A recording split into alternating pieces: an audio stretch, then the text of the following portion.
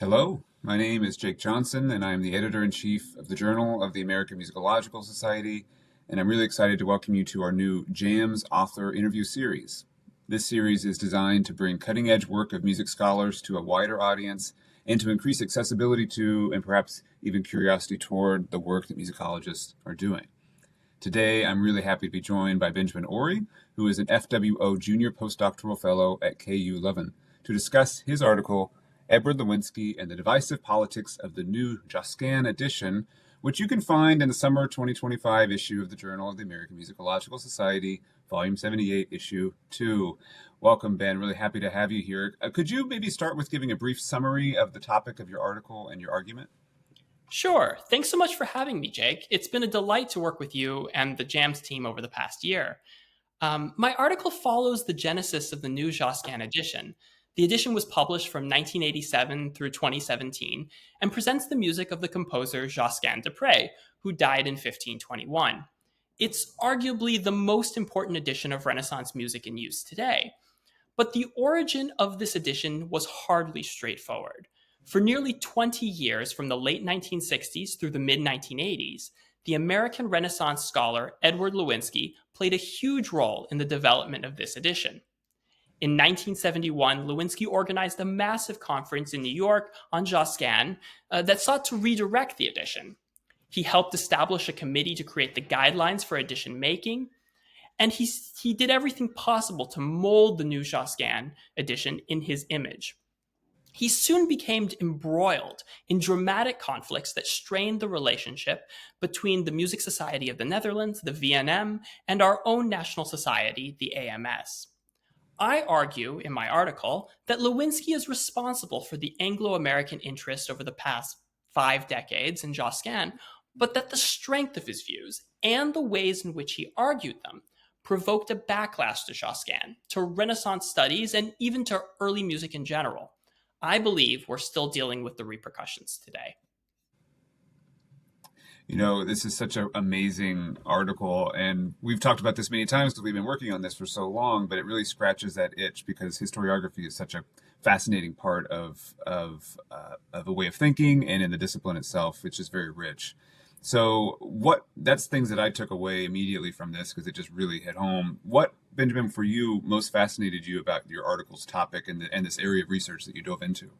Yeah, I'm fascinated by a time in which early music dominated our national society, when it was perceived that your doctoral dissertation had to be on a pre 1750 topic, and when vast sums of money were spent on conferences and editions of early music. I'm captivated by the arguments that these scholars were having then. They happen to be the same arguments that we're having today. And Lewinsky in particular captured my attention. He's a scholar full of contradictions. For instance, he promotes a source-based methodology that emphasizes gathering facts. It might be seen as positivist, or at least Joseph Kerman would have called it that. Yet at the same time, Lewinsky's own research seeks to put music in the context of culture, to tell the bigger, broader story.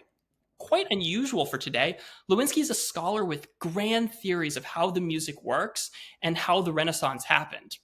Even if I disagree with him, and I do, I can't help but appreciate the strength of his convictions and his devotion to our field and to our society. That's great. So could you tell us a little bit now about how this work, this article you've done, extends existing knowledge in our field of musicology, or maybe a subfield, a related field, or even just other discussions about music in general? Absolutely. So I'm inspired by the groundbreaking historiographical studies undertaken since the 1990s by scholars such as Pamela Potter and Thomas Schepergis that brought new attention to our discipline's history under the Third Reich. But neither Potter nor Schepergis approached their historiographical research from an early music lens, as I'm sure they'd be the first to note, and so there's an opportunity to apply these methodologies to the history of medieval and Renaissance music. We can also apply them to more recent history, as I show in the article, to the post-war era, when the gravitational center of musicology shifted from Europe to the United States.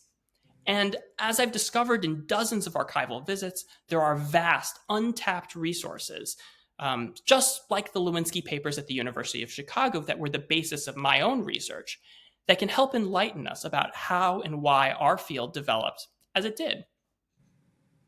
Very far reaching. It's really quite something and really remarkable. So, last question, Benjamin. What would you like a student or maybe somebody who's new to musicology altogether to take away from your article? Yeah. So, first, I want our field to appreciate historiography. I was told by one senior scholar that when she was younger, she was told by an eminent musicologist that historiography was an armchair enterprise for retired folks. I want my article to show that historiography can be a serious, worthwhile study that doesn't just tell us about the past, but helps explain how we got where we are and where we're going in the future. It is not at all self-evident why we study the things we do, and historiography can challenge our assumptions and undo problematic narratives when they gain traction. Second, I hope that you get into the archives. I'm a strong believer that doing archival research can help you contextualize music and tell new histories. And lastly, I want to highlight the importance of edition making, which seems to have lost its luster over the past 5 decades. It's underappreciated, it shouldn't be. Early music specialists routinely rely on the important research that goes into critical editions, and reports that collate variants, talk about issues of authorship, and describe source situations. It'd be great if our field turned its attention once again to these important editions. It's amazing. I think your article is going to really help us to get in that frame of mind. That's a wrap for us. Thank you, Benjamin, so much for joining us today. Be sure to check out Benjamin Orry's essay, along with the lots of other fabulous essays and articles and reviews that are in the JAMS Volume 78, Issue 2, which is available now through the University of California Press. Happy reading, everybody. Thank you so much, Jake.